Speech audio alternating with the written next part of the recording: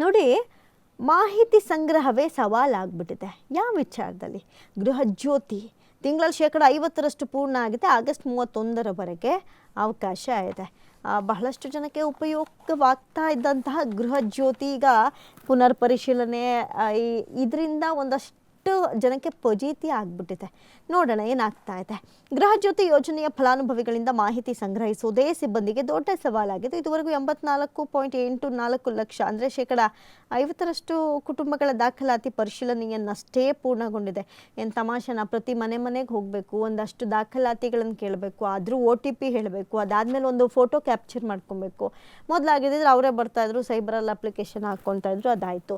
ಈಗ ಪುನರ್ ಪರಿಶೀಲನೆಗೆ ಹೋಗುವಂಥ ಸಂದರ್ಭದಲ್ಲಿ ಇಬ್ಬಿಬ್ಬರು ಹೋಗ್ತಾರೆ, ಅರ್ಜಿಗಳನ್ನು ಫಿಲಪ್ ಮಾಡ್ಕೊಬೇಕು, ಮೊಬೈಲಲ್ಲಿ ಡಿಜಿಟಲೀಕರಣ ಮಾಡ್ಕೊಳ್ಬೇಕು, ಅದಾದಮೇಲೆ ಅವರ ಆಧಾರ್ ಕಾರ್ಡ್ಗೆ ಮೊಬೈಲ್ಗೆ ಹೋಗುವಂಥ OTPನ ಹೇಳಬೇಕು. ಇದು ತುಂಬಾ ಟೈಮ್ ಹಿಡಿಯುವಂಥ ಪ್ರೋಸೆಸ್ ಯಾವುದು. ಹಾಗಾಗಿ ಸಿಬ್ಬಂದಿಗೆ ತಲೆನೋವಾಗದೆ ಮತ್ತೇನಾಗುತ್ತೆ ಹೇಳಿ. ರಾಜ್ಯದಲ್ಲಿ ಒಟ್ಟು 1.65 ಕೋಟಿ ಕುಟುಂಬಗಳು ಈ ಯೋಜನೆಯ ಫಲಾನುಭವಿಗಳಾಗಿದ್ದರು.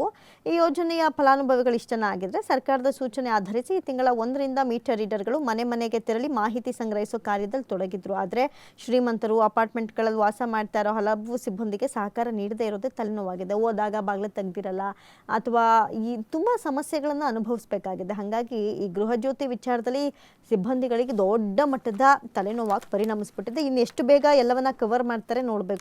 ಬೆಸ್ಕಾಮಲ್ಲಿ 34,62,865 ದಾಖಲೆ ನೀಡಿದ ಫಲಾನುಭವಿಗಳಿದ್ದಾರೆ.